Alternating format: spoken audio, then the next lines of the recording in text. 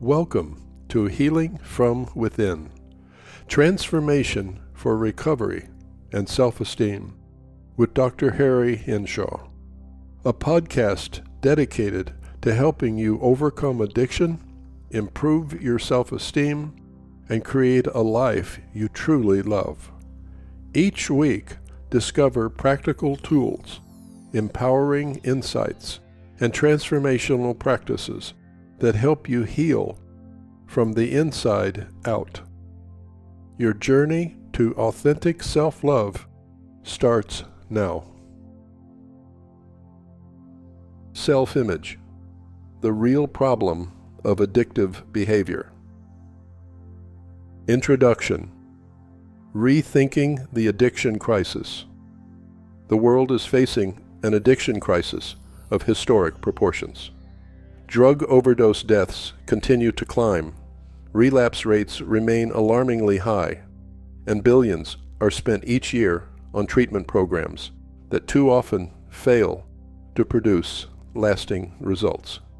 For decades, the dominant belief has been that addiction is either a matter of the substance itself, believing that drugs are inherently addictive, or that addiction is a disease of the brain. But what if both assumptions are wrong? What if the real problem of addiction is not found in the drugs, the brain, or the environment, but within the individual's state of mind? What if the true cause of addiction lies in how a person perceives themselves, their self-image, and sense of worth? This article explores that radical yet liberating truth.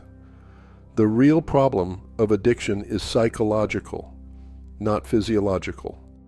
The solution lies in transforming the way we think about ourselves, our self-image. The problem is not the substance.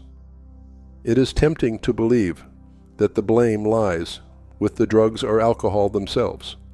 From opioids to alcohol to stimulants, society has labeled certain substances as inherently addictive. The narrative is simple. If the chemical is powerful enough, it will hook people against their will. But the facts tell another story.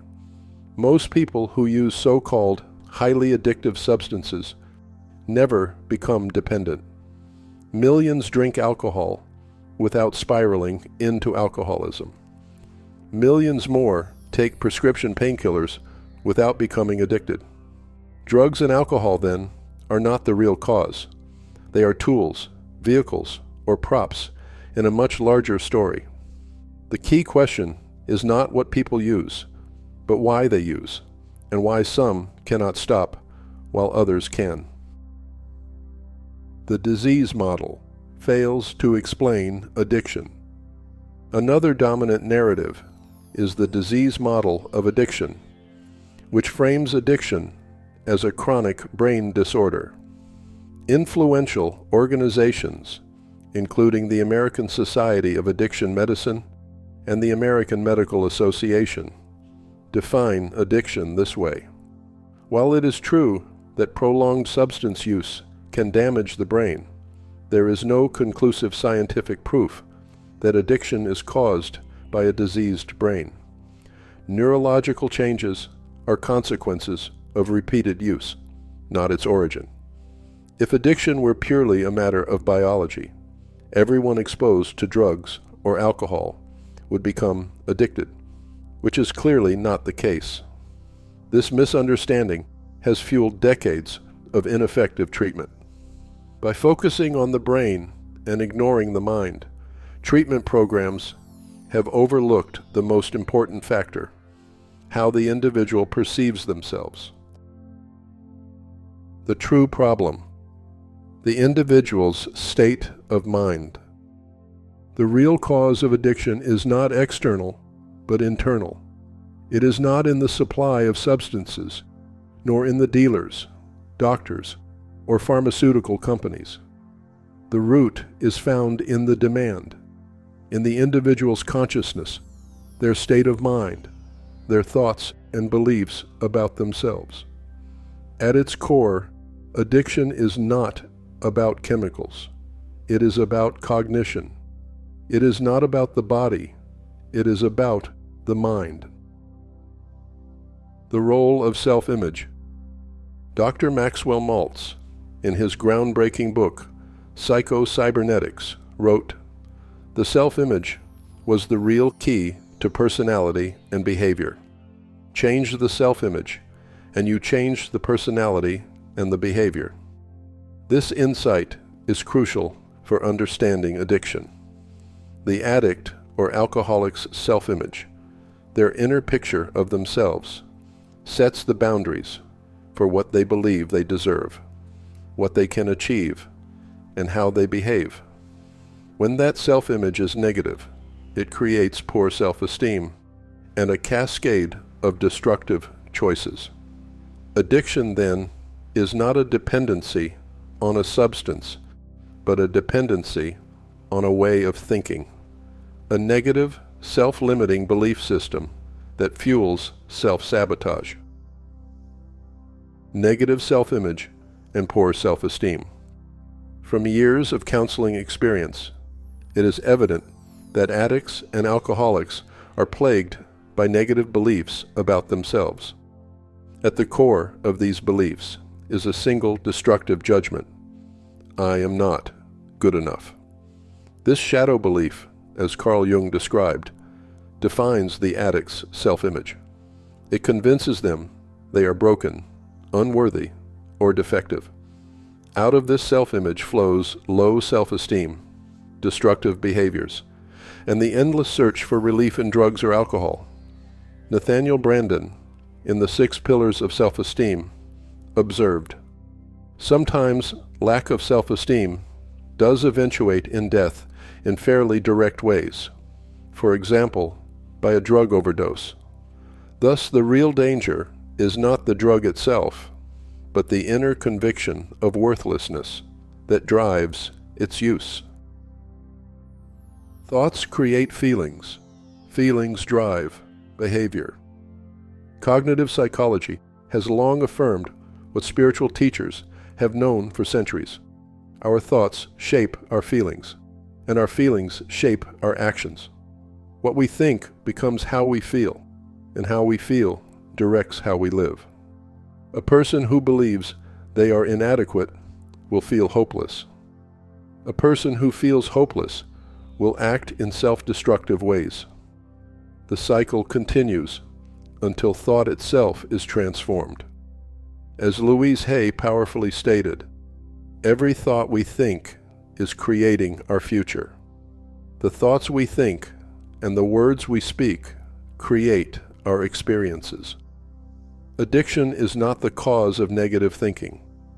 Negative thinking is the cause of addiction. Addiction as avoidance of emotional pain.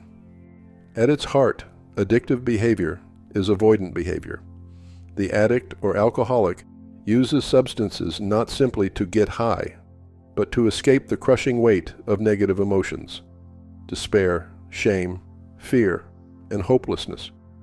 Using substances temporarily numbs the pain of a negative self-image, but the relief fades quickly, leaving the individual more entangled in both emotional pain and physical dependence. The result is a vicious cycle.